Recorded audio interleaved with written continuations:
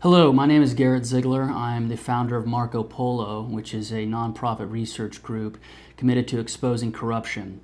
During the Biden regime, we took it upon ourselves to be the entity that went through the Biden laptop, which was dropped off in Wilmington, Delaware, and never retrieved. It was a case of property abandonment. And it's probably the most interesting, hilarious case of property abandonment in American history, at least in the 21st century. On that laptop, there was 200 gigabytes of digital material ranging from photos, videos, emails, text messages, calendar entries, everything that constituted the former president's son's digital life. And how this relates to the media ecosystem and how they not only cover ridiculous things, but also choose not to cover certain stories. And that's my main thesis for today, is that Hunter Biden and what constituted the material on the Biden laptop was one of the biggest suppression operations in this century. And not just that, but what we learned from this over the past half decade and what we can do differently going forward, and you know what has happened now since that fail son received a pardon in the waning days of his father's administration, and you know what this means for the current administration and what loose ends need to be tied up in a good way, people involved, associations that need to be explored that protected this fail son. So Marco Polo, as I mentioned at the top, it is a private investigative group. We are one of the few entities on the right doing this type of work. We were modeled after Fusion GPS, which is, of course, a notorious group of liars on the left, Glenn Simpson. They worked with Mark Elias, as you'll recall, to put together something called the Steele dossier.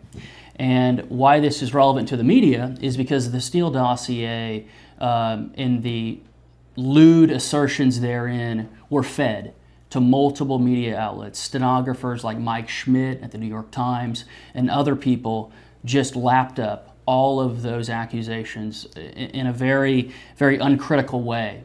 So that operation that occurred in 2016 exposed to me the need for the right to have an alternative to Fusion GPS that actually published true material.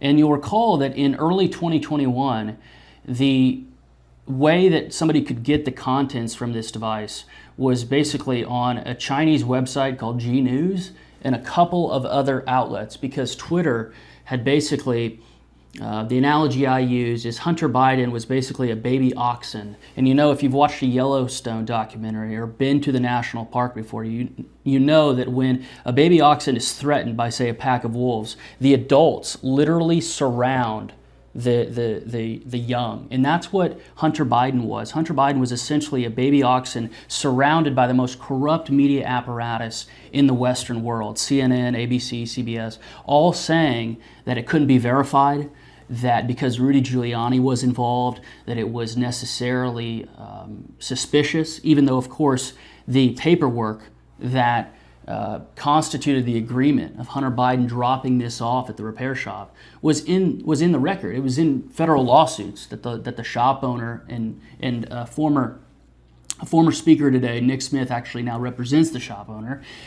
All of that was out there by early 2021, and so we saw a need to break through this media ecosystem and suppression operation and put up all of the contents from the device online.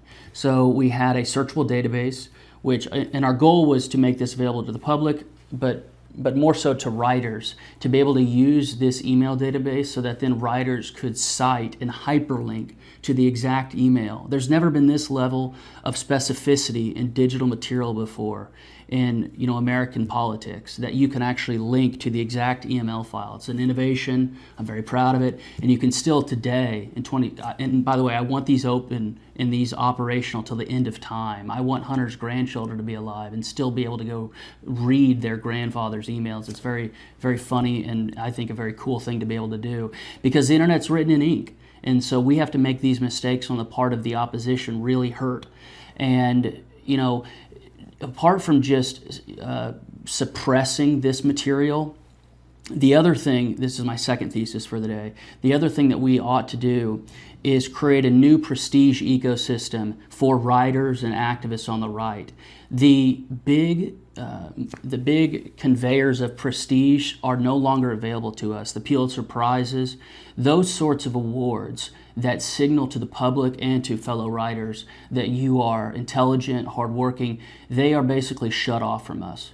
So the patrons in our movement, the lawyers, the writers, we have to think long and hard about how do we reward the people on our side, because those awards, as I mentioned, if you have wrongthink, if you think that men can't be women and vice versa, if you have these basic opinions that are not liked in polite society, you won't get a Pulitzer. And even to this day, even after the Steele dossier collusion was revealed, Mike Schmidt still has his Pulitzer on Russia reporting from the New York Times.